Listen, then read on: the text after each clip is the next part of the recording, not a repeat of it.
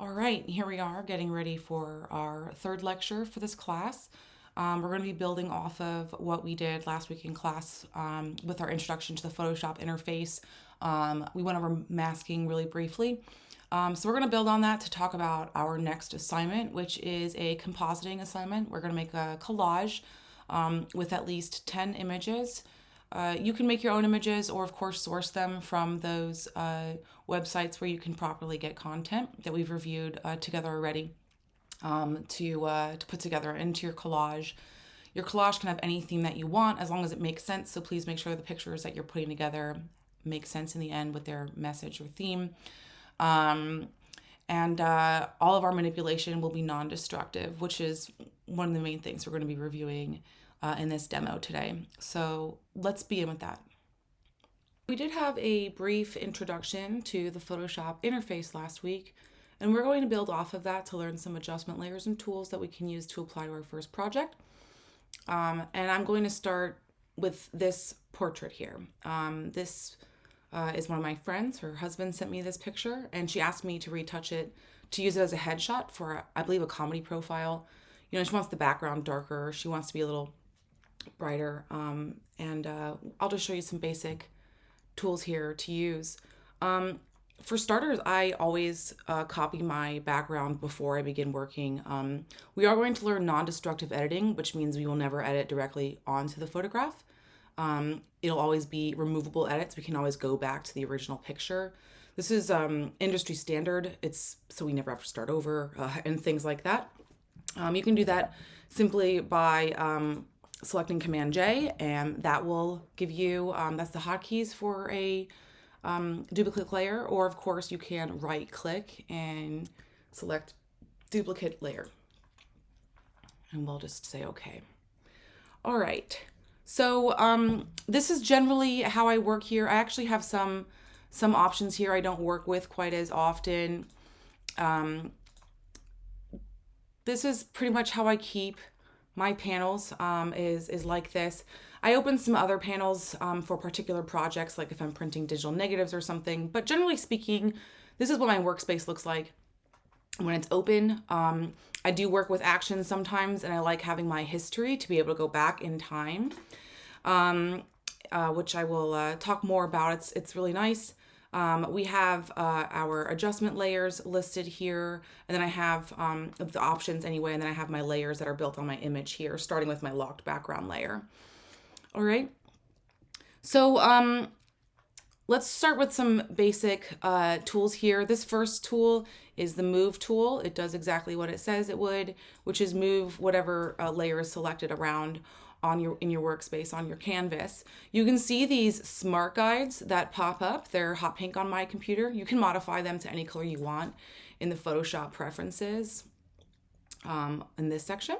But I think they're automatically like default on hot pink.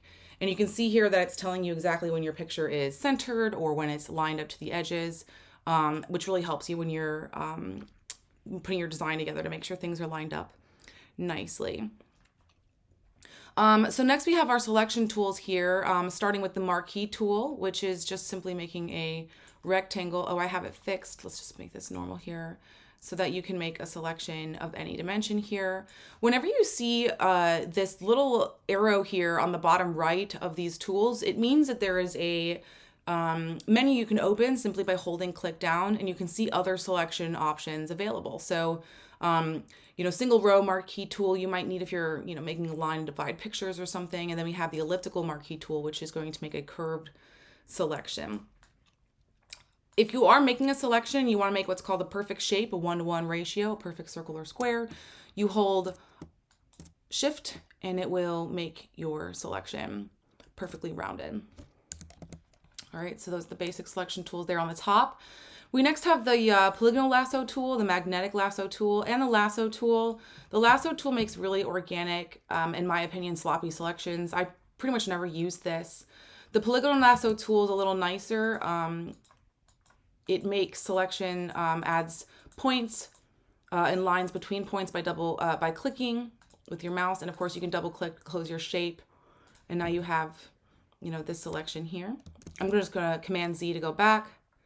And then we have the magnetic lasso tool, which is a little more useful. The magnetic lasso tool finds edges by comparing color, the hue of the two portions, as well as the value of how much lighter and darker it is.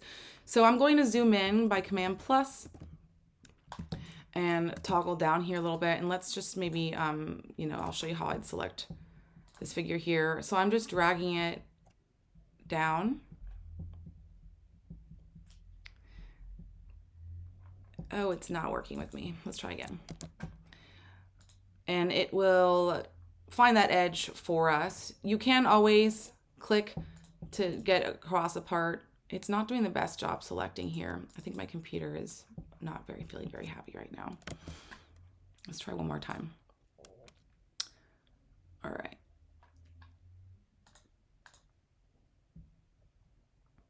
And you can see here how it's finding that edge really nicely now.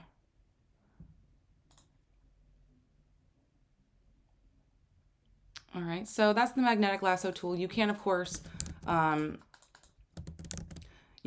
here's my selection. You can, of course, modify that afterward or add or subtract to your selection. And the way that you do that, let's just use my marquee tool here. I'll make a selection for a square.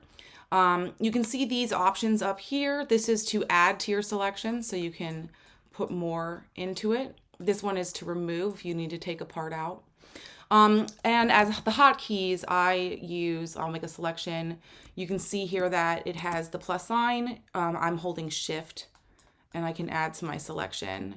And I can also hold Alt. You'll see that minus sign pop up, and I can remove from my selection. Okay. The most popular selection tool, at least the one I think you would use the most, would be the quick selection tool. Again, it's using the changes of value, which is how bright or dark something is, and its hue in order to delineate an edge. And I want to select this here. I'll just select the figure. So I'm going to start with a basic.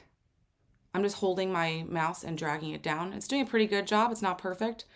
And I'm just going to zoom in after my general selection here. You can hit Command plus or minus to zoom in and out. Command 0 will bring you to your full page, or you can hold Alt and scroll in or out, and that will also let you get closer and farther away. I'm holding the space bar to move around, and I'm just going to modify my selection by holding Alt and Shift and trying to get a little closer of a selection over her head. We don't want this part of the background here. Okay.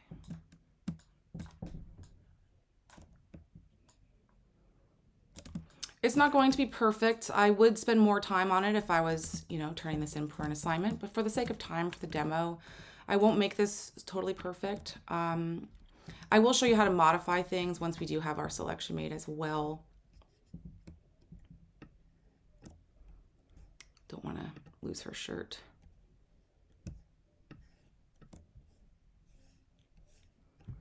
Okay, I do want to take this out. Make sure we have her hand though. It's being a little uncooperative here. Sometimes you kind of have to go back and forth. That's pretty normal. To make sure that I get this inner portion right, I'm going to use the polygonal lasso tool because I can tell that it's having an issue here making my shape nice and neat. So I'm just going to follow the shape of her fingers. Again, I'm holding Alt to get that minus sign to pop up to remove part of my selection. Not perfect, but that works for me. Okay. And then her hair here, it's not really ideal, but I'll just remove a little bit of that as well. I'm making my brush tip larger and smaller, or my tool size larger and smaller, by using the bracket tools. Right bracket makes it larger, left bracket makes it smaller. All right, you can also change the size of your tool up here if you would prefer to work that way. I prefer to try to use the hotkeys whenever possible. It makes it much quicker. All right, and I'm just going to remove a little bit of this edge here.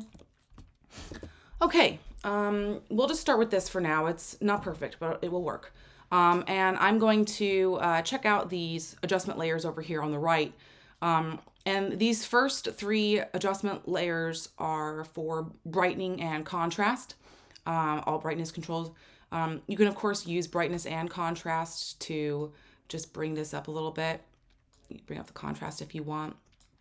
I prefer to work a little more finesse.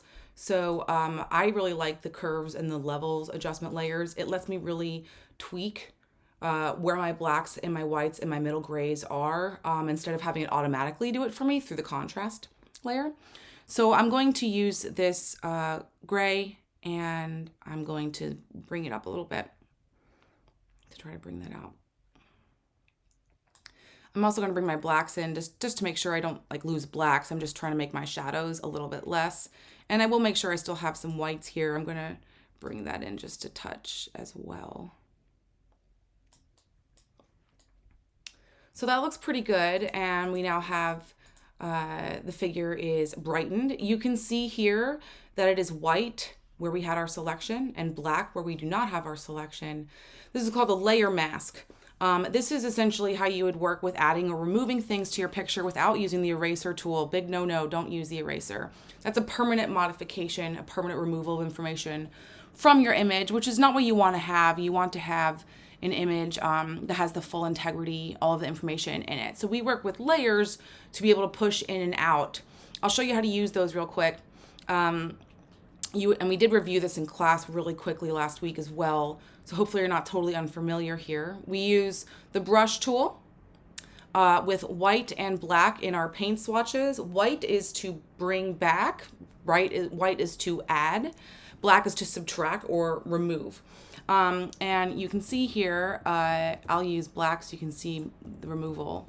If I have this and I just go over it, you can see here that I just removed where that layer was. I can now switch my color swatch and brush it back in, which is why this is so great, is because you can really finesse your picture and go back and forth like that. So maybe I would want to remove a little bit of the edges where I know that they weren't very good. I'll bring down the opacity of my brush so it's not at 100. And I'm just going to fix some of these.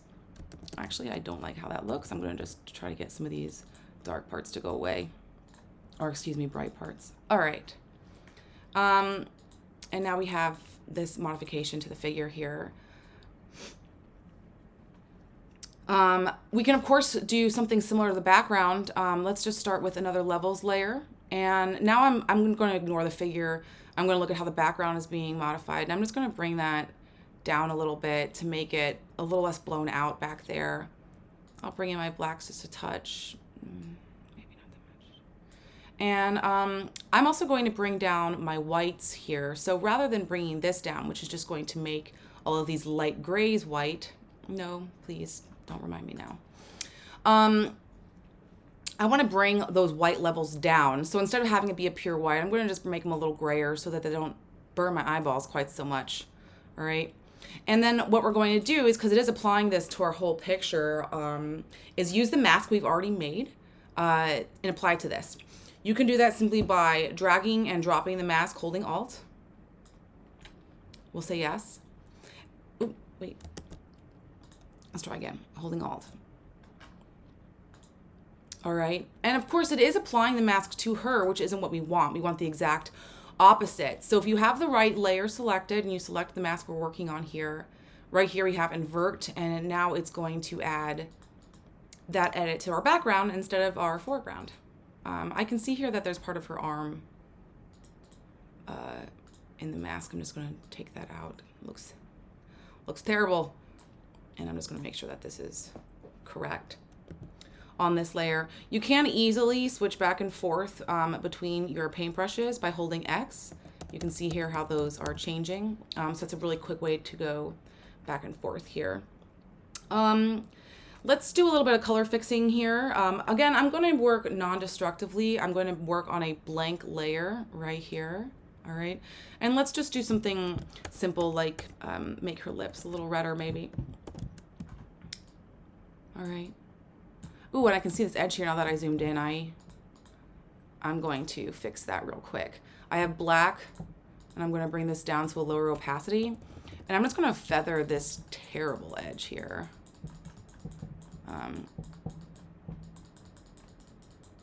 Yikes. Okay.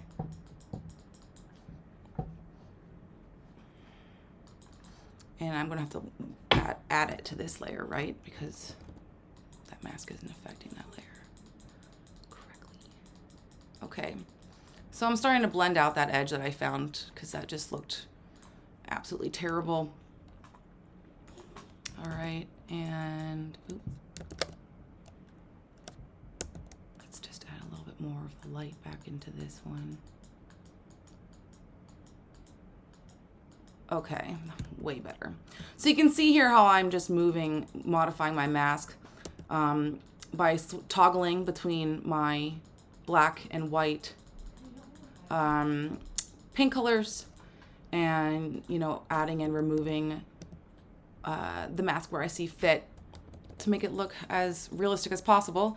I mean, you can make your collage as silly as you want, but reality is key here. So we really want to try to make something that looks almost like it could happen, right? And this is one of the ways that you would do that, of course, is by making sure your edges aren't cartoonishly sharp, right? Okay, so let's go back to my layer here and play around with, a couple makeup items here or something. I have my brush selected. Actually, first I'm going to use my eyedropper tool, and I'm going to just hover it over the mouth while I'm clicking, and you can see here that it's made color choice depending on what the mouse is over. So I'm just going to take this color. You can see here my sampled color is over here in my paint swatch. I'm going to double click that and just make it more saturated, a little more intense of a color. And I am going to use this to make her lips and maybe her cheeks a little pinker. I'm going to use my paintbrush tool. I'm going to make it a little smaller because I'm going to be going over her mouth. I'm using normal. I'll bring this up just a touch more. And I am going to add this color where I see her mouth.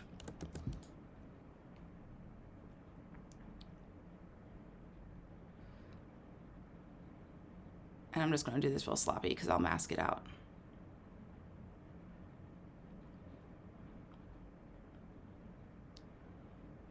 Yeah. All right. So now we have a real basic color modification here. Okay. It's on this layer. It's not directly on our picture. I'm going to change our blending modes, which is one of the things that you want to do in this class, in this project. And I highly recommend that you play with how all of the blending modes work by mixing pixels together. The darkening ones are going to darken. The lightening ones are this third option here. They will lighten your image. These are contrast blending modes, so they both brighten and darken depending on the value of the color. And then these last ones are color corrections if you're changing the color or something. So you can see you can do a lot of stuff with this just simply by flowing through these different options here. So of course, if my mask if my original picture were better, this would look a little more natural, but we're not there. So I'm going to use, I guess, one of these color options down here. And I like, I think I'm going to use color. And I'm going to mask out my horrible edge here. And just try to fix where I overshot the color a little bit. Like that.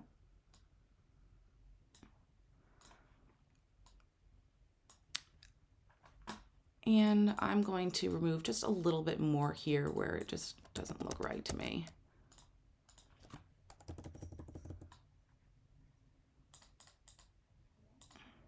All right.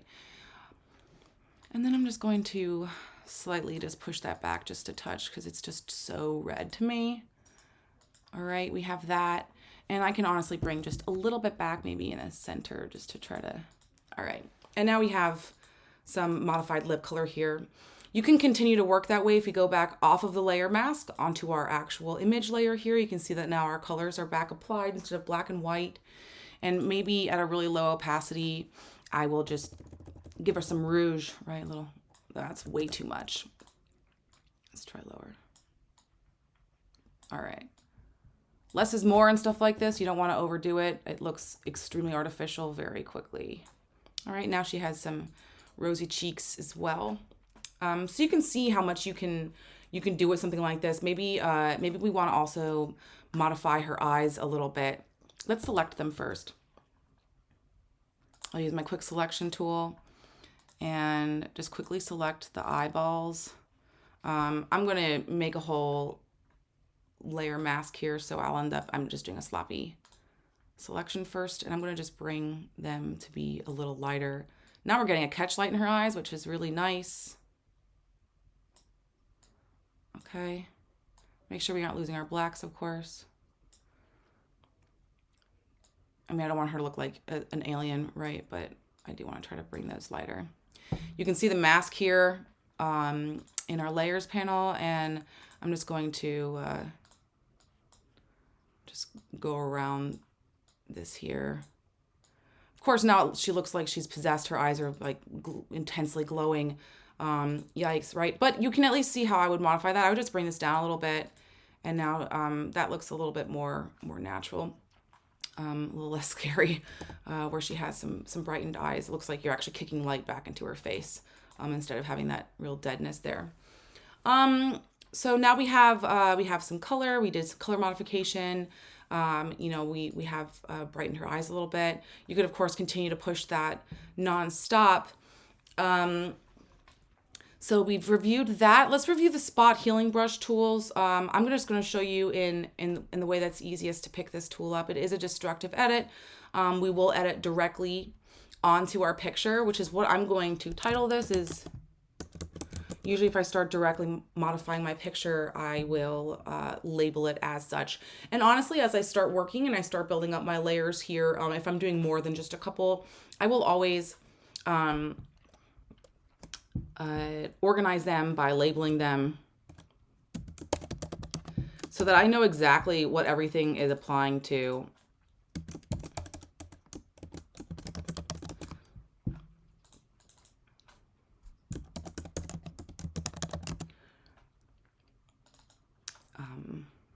And that's levels for the background. All right, and now I like having all of that put together. And of course, as I keep working, I can put these into a folder. Perhaps I want one folder just for edits made on the subject, not the background. And I can select these and drag them into that. And I'm just starting to clean up my layer panel here so that I'm really nice and organized. Even if I have like 100 layers, I can keep all my stuff organized here. All right, so the healing brush tool or the spot healing brush tool are both found here on the left side as a little band-aid. Let's make sure we have the right layer selected so that it can be edited. You can see here how it has the no can do, right? The circle with the slash through it. It means that you can't use the spot healing brush tool in this because there are no pixels in this layer to work on. So luckily, at least it tells you like, hey, you're not doing this right. And now I can select my image layer and you can see that I will not have that as an option. The spot healing brush tool and the healing brush tools, you know, essentially, you know, removing, right, what you would use to remove blemishes and things like that. All right, so maybe you want to, you know, remove the face piercing, oops, right, or, you know, some basic little spots. You know, maybe I could see if I can just try to blend out that a little bit. I don't really like that edit. You know, take out wrinkles if you wanted to do that. I like to use the healing brush tool, which is very similar, except rather than the computer looking at essentially around the brush tip and using those pixels to reorganize what's inside the brush tip, you select where you want to sample those pixels from, and the computer will use that to produce your changed image. So I'll take a sample by holding Alt. You can see my target, and I can use that to modify the picture so that I have total control over how it's modifying it. Okay, so that is the healing brush tool, where you can start removing blemishes from people. if you wanted to do that. Some people like more editing than other. Retouching is totally up to a client, how much they want modified. Some people like to go all out and just really get the full high-end retouch, and some people prefer their stuff to look a little raw. So this is something you'd always want to talk about when you're working with your clients or your models. I just want to smooth that out a little bit. Okay. And I'll just take that hair that's in front of her face here. And, okay. So now we've done some basic spot healing. If I toggle back and forth with this eyeball key to turn the layer on and off, you can see those changes that we made here in our image.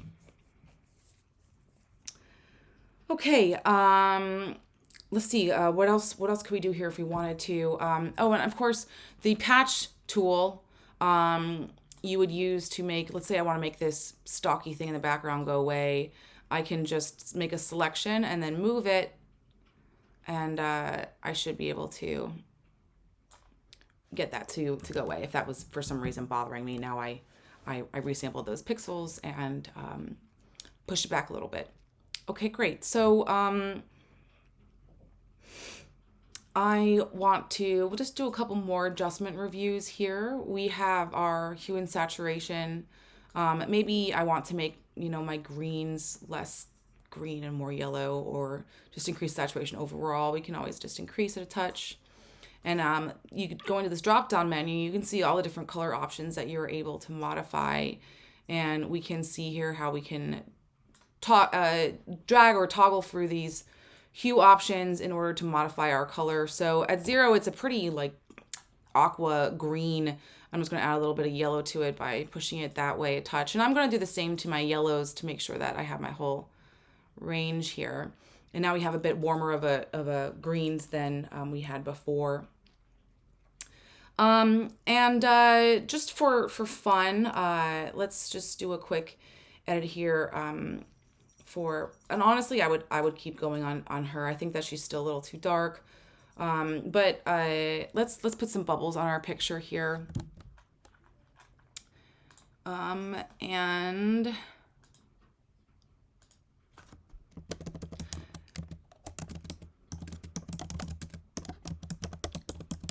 so we're gonna look for bubbles on bubbles on black background.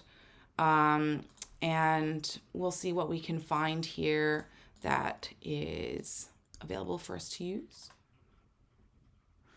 All right, so now I'm looking at, the Creative Commons licenses for some bubble pictures. Let's see if I can find something that I like enough. Yuck. Well, maybe we'll just use that.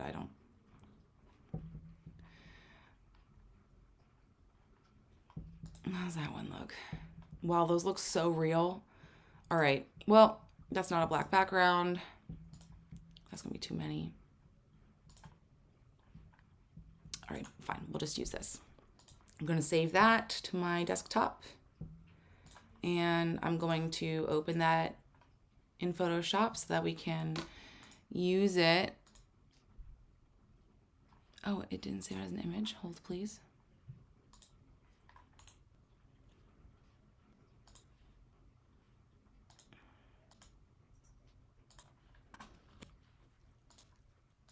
All right, what a hassle. All right, so we have our bubbles here that we're going to use.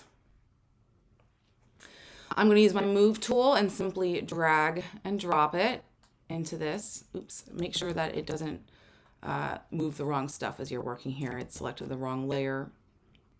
Where is my layer? Bubbles. I'm going to put it on top of everything, so that it is on top of the whole picture, right? I don't want it to be behind anything, right? If I have it back here, it'll be hidden, right?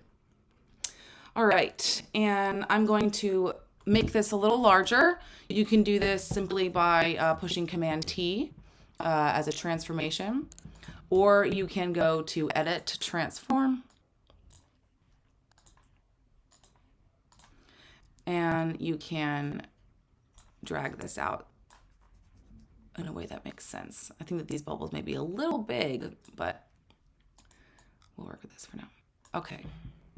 And now I'm going to check out our blending modes again, particularly the lightning ones, which will remove the black from the background and leave the bubbles kind of as is. So I think I might use a combination of two. I really like this one. I'm going to just Command J, and then I'm going to use this on screen and just bring that down a touch. And I think that that looks pretty good. We have nice highlights and nice color here. Let's just bring this down a little more. Okay, and now we have some bubbles in our picture. Oh, this is still in my subject. I want to really take this out and make it its own folder.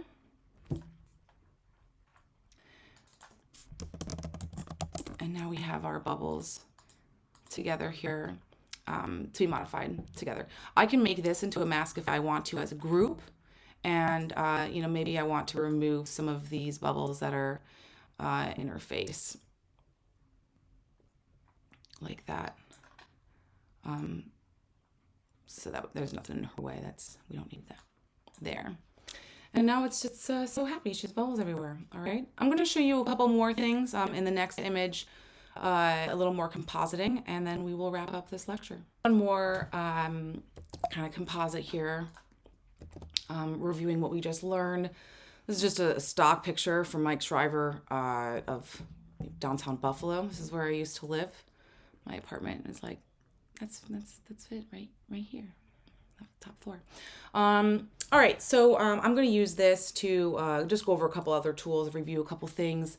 Let's just put a spaceship in here.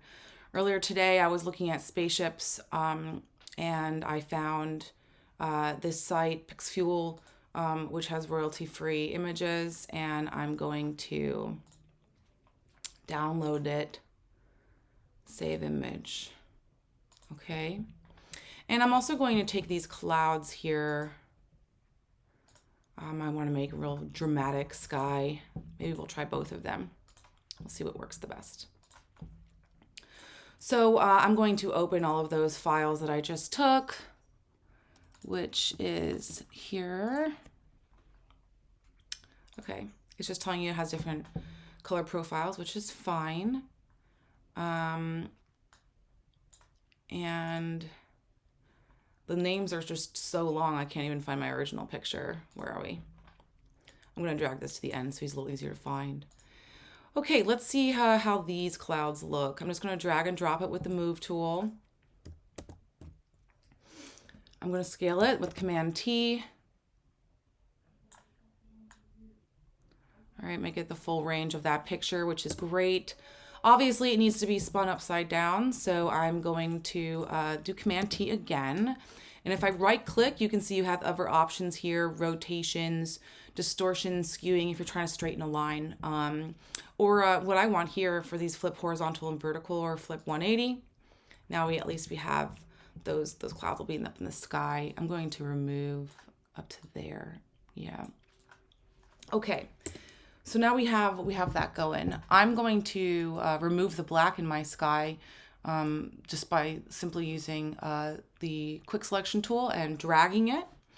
And if I just make a layer mask that way, and I invert it, which I showed you how to do last time, we can see how the sky would be, how the clouds would be in the sky here.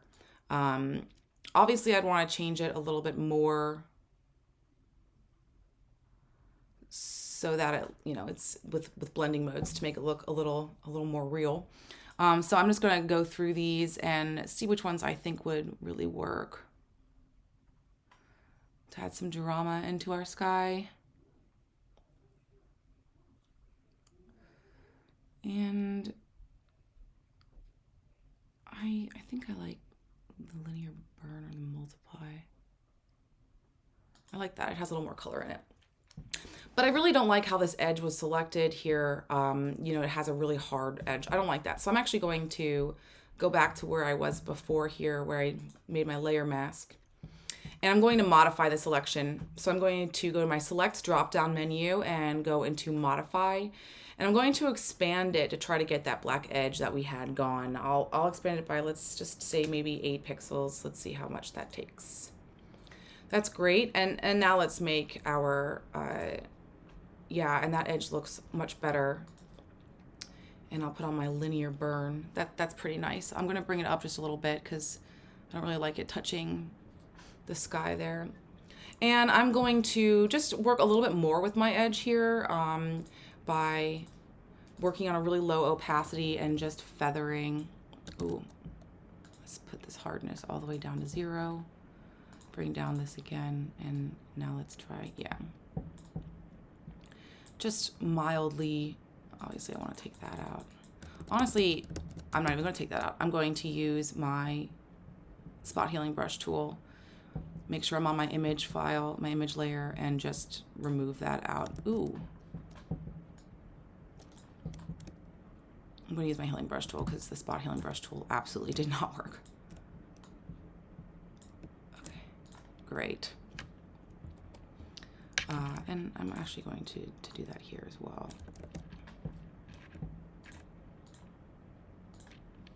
All right, and now I'm going to work back on my, I'm using Alts to zoom out a little bit, the spacebar toggle, and I'm just going to start going over my edges just a touch.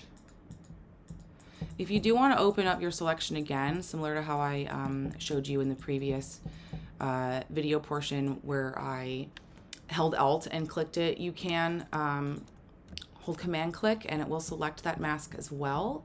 So again, I just used the Command key and selected that layer mask, and now it has my mask selected, and I can again go into my modify selection. I can perhaps feather it. We'll feather it by, let's say, 15.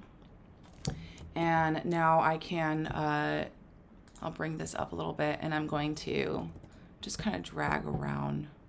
Oh, I want to actually inverse my selection. Yeah. And just try to make that look a little more natural.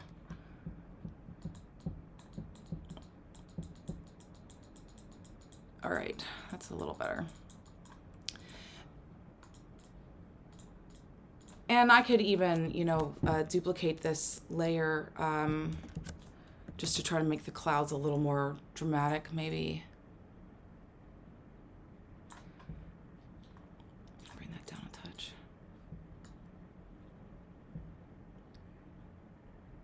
Yeah.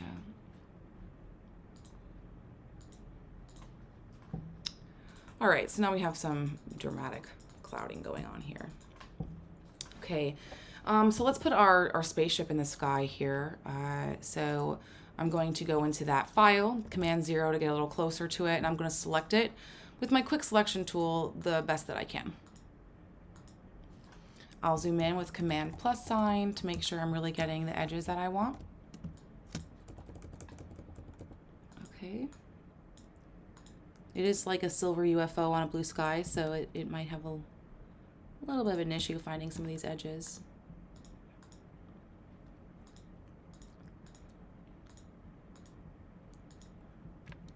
I'm going to hold Alt and try to remove some of those selections, then get back to adding to it. All right.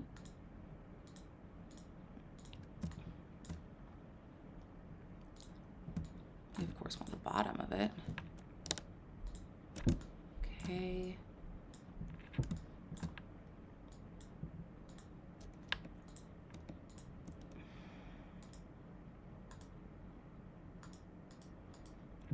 And then this side here looks pretty good too. All right, good enough.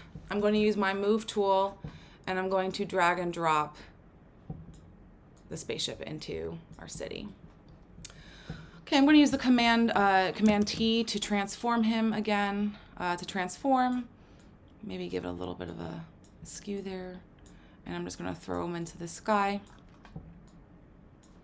Great, I guess that's good. All right, so now we have our spaceship hovering over downtown Buffalo. So Obviously, we want to modify a little bit of this color to make it match its surroundings, right? It looks like Buffalo is having its sunset or sunrise, right? Kind of dawn colors. And this is, you know, very blue and yellow like the original picture had. So we're going to want to modify that.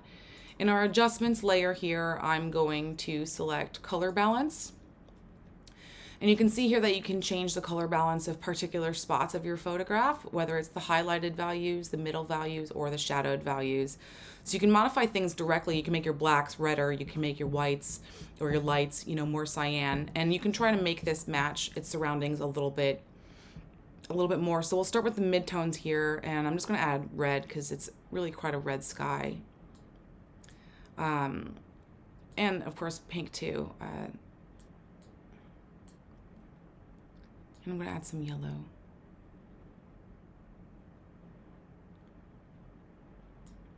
All right, just by doing that, it's I do want to connect it directly to my UFO layer, right? Because right now it's affecting the whole sky. So I'm going to use Alt or Option, and you can see this little icon popping up between my layers. That means this is to make it a clipping mask. So now this edit is just on our this layer is just on our image below it, not the whole image. So it's just being on our little spaceship, not the background as well. All right, let's go back into our properties here by selecting that icon. And I will also modify the shadows a little bit. I think I'm also just going to add red to the shadow. And yellow. Okay. Cool. And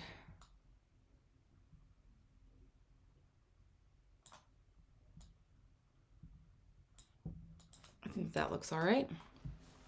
So now we've at least tried to mimic its surroundings a little bit with that white balance. And this is something that's really key to compositing, is matching the surroundings, right? If you're going to composite a subject into a beach scene, try to make the subject's lighting match the lighting of the beach scene, right? If it's a sunset or what have you, really try to match it in there, try to make that a little more seamless whenever possible, right? And then let's see, we'll just do, let's do two more things here. We'll use our layer tool. I'm going to make another layer here. I mean, not our layer tool, our gradient tool. And you can see here that it is showing a gradient between two colors. That's generally how it works. You can, of course, make it radiate from the center, from one side, or what have you. I'm just going to do a really basic two-color gradient. And I'm going to do it across the spaceship so that this side is a little highlighted and this side's a little more in shadow. I'm going to pick my colors. First, I'll pick the color that will be the highlight. And then I'll pick maybe like a really dark red for shadow. Okay. And I am going to drag and click it, perhaps like this. And I will apply it. I actually want to select I want to select my spaceship to do this. I'm going to do Command click. It's selected that layer there, and now I'm going to drag and drop it this way. It's backwards. Let's try again. Yeah, that's not bad. One more. Okay, that's pretty good actually. No, I liked the last one more.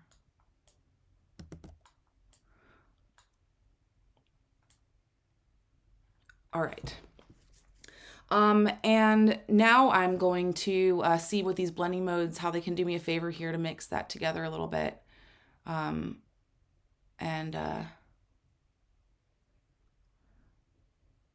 So I'm probably going to use one of these contrast ones with a low level. Ooh, that one's actually not so bad if it's lower too. And just bring that down a touch. And now we have this real dramatic lighting going across our spaceship if it's being lit from the sun. That's off of our frame here. And then lastly, this is a little more higher level, but Dodging and burning is a pretty standard retouching quality. So let's just maybe dodge and burn him just a little bit to really make him pop. I'm going to do that by making a new layer and filling it with Edit Fill. And I'm going to make it 50% gray. As I reviewed before, we have the darkening blending modes, the lightening blending modes, the contrast blending modes, and then the color blending modes. You'll notice in the contrast blending modes, unless we're on these hard mix, that actually you see no difference between them. This is because middle gray is seen as invisible. Anything lighter than middle gray will be brightened, and anything darker will be darkened. So I'm going to work on this in overlay, and we're going to add some light and shadow onto our spaceship here. I'm just making my color palettes black and white. You can of course do that by selecting this button here. I'm going to zoom in a little closer, and I'm going to start very, very lightly adding some white and black to our spaceship. I'm actually going to select it as well. I want to make sure not to get the background here. All right, cool. So I'm just going to start adding some shadow where I would see shadow. All right, yeah, we can really make that look a little more of a bubble. Yeah, right. And we can, of course, do something similar with adding white to certain areas.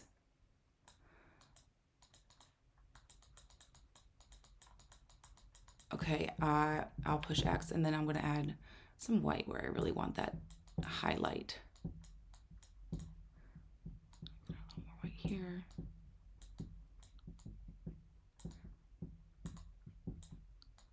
All right, now we have a really nice edge. And if I just toggle this on and off, you can see how dramatic that lighting changed here, simply by adding barely any black and white to that gray layer. And again, it's on overlay. Okay, so now you've seen here how I've added the gradient to have some light and darks here, as well as this dodge and burn layer. We have our clouds that are stacked as well. And we have our spaceship here that's really in control of everything around it. So that's where I really want to end for this lecture in terms of our demo. All right, so make sure to review the project guidelines in the module for this week. Again, we're focusing very specifically on non-destructive techniques for your assignment. The final project, of course, should have 10 images like we discussed. I'm looking at 150 PPI or higher with your final quality, your final resolution. I'm looking for you to name and organize your layer masks like I showed you. I'm looking for you to be using layer masks, at least 10 images in your composite, like I said. The use of text, one text layer. I'm looking for you to use one gradient, a style, and I'm looking for you to use some layer styles and blending modes. So that's all we're going to do for today, and have fun preparing for your project.